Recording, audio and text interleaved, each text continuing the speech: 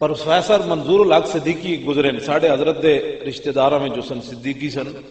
انہاں کتاب لکھی ہادی ہریانہ، میری انہاں نال ملاقات بھی ہوئی حضرت دے نال ہی، او ایسا نو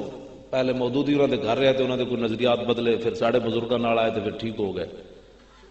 جیلم حاضر ہوئے۔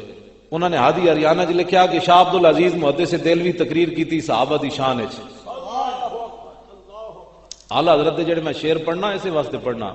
بھی اسی صحابہ دی شان بیان کریے تاں وی حد کر دینے، اہل بیت دی کریے تاں وی حد بیان کر۔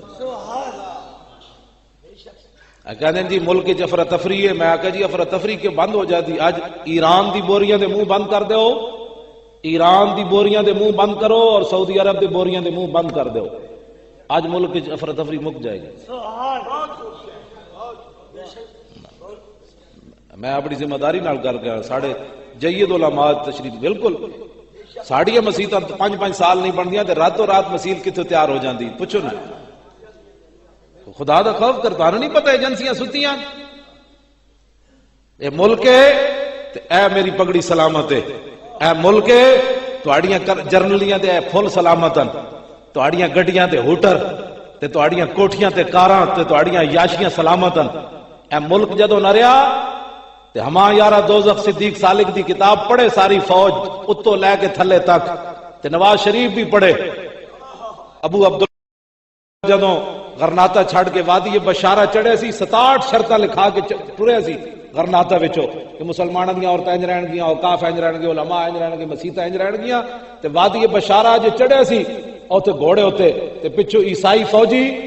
مسلمان پردہ دار عورتاں نو گھروں کٹ کے شراباں پی کے بدکاریاں کر رہے سن۔ انہاں محکومت دیاں کوئی شرطاں نہیں ہوندیاں، لوگ زوراں نو مندے۔ اپنے ملک دا اگر تسی حفاظت چاہندے ہو، اے جناب ہر بندہ اے کوٹھیاں اے پلازے اے گھر اے گڈیاں اے تاں سلامت نے ملک سلامت ہے۔ تو انہوں نہیں پتا کون ملک دے خلاف سازشاں کر رہا، مڑ کے کہتے مولویوں کے سپیکر بند کر دو۔ میں کہا ساڑھے سپیکر نہ آج تک کوئی نہیں آگ لگی، میں نے 25 سال اپنی مسیتی ہو گئے، کدی بھی لڑائی نہیں ہوئی میرے سپیکر نہ۔ حضرت تشریف فرما کہ مفتی صاحب ساری زندگی لاہور گزاری، اب پوچھ لو انہاں دی گلی وچ بھی لڑائی نہیں ہوئی۔ ساڑھے سپیکر نہ پترو گل نہیں،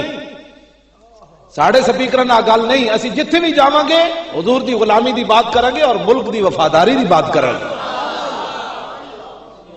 قاسم عشق